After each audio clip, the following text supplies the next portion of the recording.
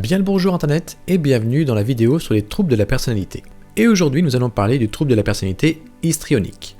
J'ai mis entre parenthèses hystérique, nous allons voir pourquoi. C'est la 6e vidéo sur les troubles que je traite dans ma série. Et pour ce faire je m'appuie sur le DSM-5 qui propose 3 catégories, A, B et C, des 10 troubles de la personnalité. Le groupe A comprend les sujets qui se caractérisent par leur comportement étrange ou excentrique.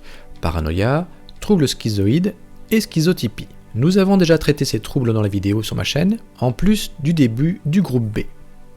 Ce groupe B comprend les sujets qui se caractérisent par leur comportement dramatique, émotionnel ou erratique, c'est-à-dire instable. Il comprend les troubles de la personnalité suivants avec leurs traits distinctifs. Antisocial, irresponsabilité sociale, mépris pour les autres, fourberie et manipulation à des fins personnelles, limite, borderline, refus d'être seul et dysrégulation émotionnelle, le sujet du jour, histrionique, recherche d'attention, et enfin narcissique, estime de soi sous-jacente déréglée et fragile et mégalomanie manifeste. Penchons-nous maintenant sur l'histrionie, avec un peu d'histoire. Des papyrus médico-égyptiens montrent que l'histrionisme était déjà présent chez l'homme il y a 4000 ans.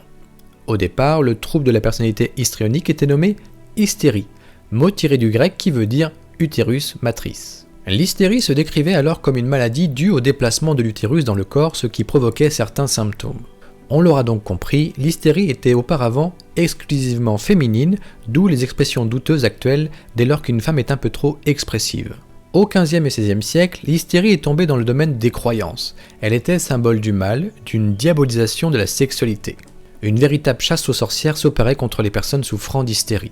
Et c'est à la fin du XIXe siècle que Sigmund Freud amène l'idée nouvelle que l'hystérie est un trouble de la personnalité sérieux et qu'il n'est pas réservé exclusivement qu'aux femmes. De nos jours, les chercheurs et cliniciens trouvent qu'il est plus juste et moins discriminatoire de parler de trouble de la personnalité histrionique, sans rapport avec l'utérus ou le sexe de la personne, car histrionique est tiré du mot grec hystrio qui veut dire acteur de théâtre.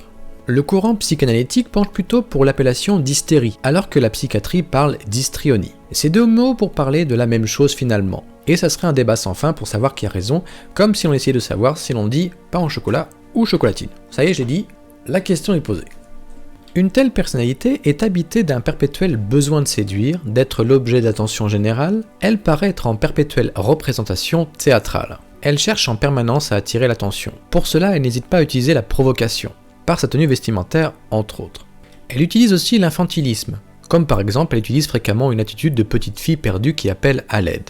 Ses émotions sont extrêmement changeantes, elle passe du rire aux larmes sans transition. Son discours est d'ailleurs très émotionnel, elle peut passer du blanc au noir, par exemple de passer du blanc au noir, elle peut vous idéaliser comme elle pourra vous dévaloriser de manière excessive. Elle passe donc du chaud au froid, passant du mode franchement séducteur à l'indifférence la plus totale. Alors ceci n'est pas un caprice, c'est son caractère. L'histrionique est centrée essentiellement sur elle-même, elle manifeste une importante dépendance et a des difficultés à assumer sa vie en tenant compte des autres.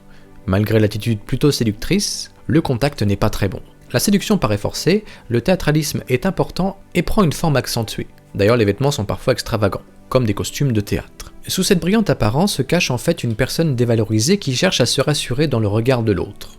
Ces personnes semblent prédestinées à devenir par exemple acteurs, avocats, hommes politiques, ou tout autre métier de spectacle. Par exemple, vous repérez que votre collaborateur est histrionique si son souci constant est d'être le point de mire de l'assistance, de jouer avec son apparence, de séduire par des déclarations enflammées, s'il pique des crises de colère théâtrale suivies de pitreries, s'il donne l'impression d'être toujours en représentation, de faire son cinéma.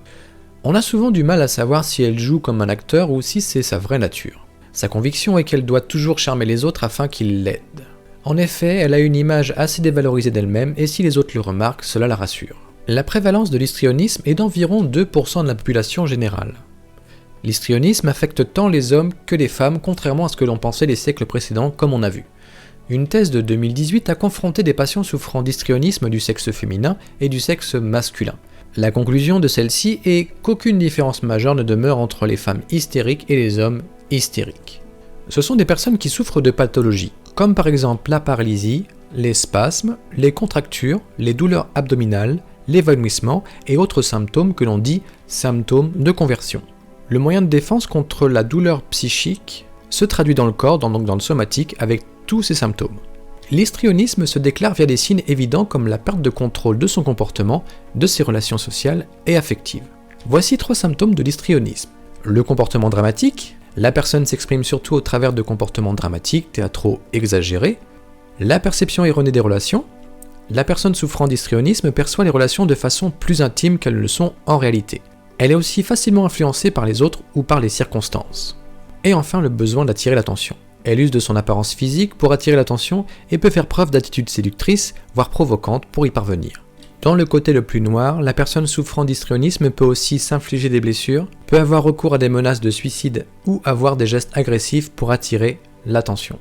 Maintenant, penchons-nous sur le DSM-5, le diagnostic et statistique des troubles mentaux. Pour qu'un diagnostic de trouble de la personnalité histrionique soit posé, les patients doivent présenter un schéma persistant d'émotivité et de recherche d'attention excessive.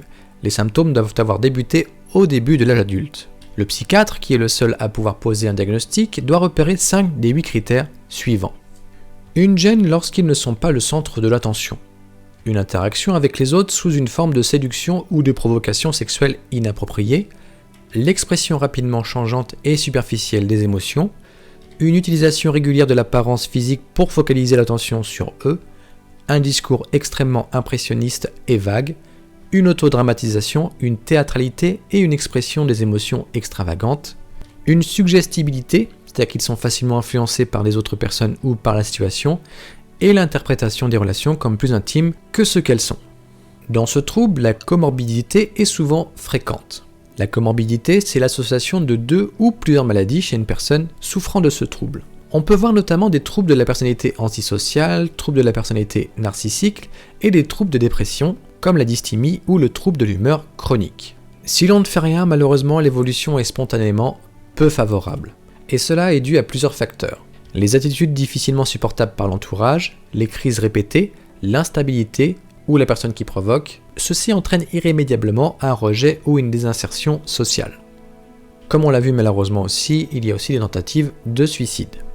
Pour pouvoir les aider, il y a plusieurs axes. Il y a d'abord la psychothérapie, pour aider le patient à mieux intégrer ses expériences émotionnelles, mieux comprendre son environnement, améliorer son ressenti à son égard et diminuer le besoin d'être au centre de l'attention. Une thérapie individuelle est souvent proposée.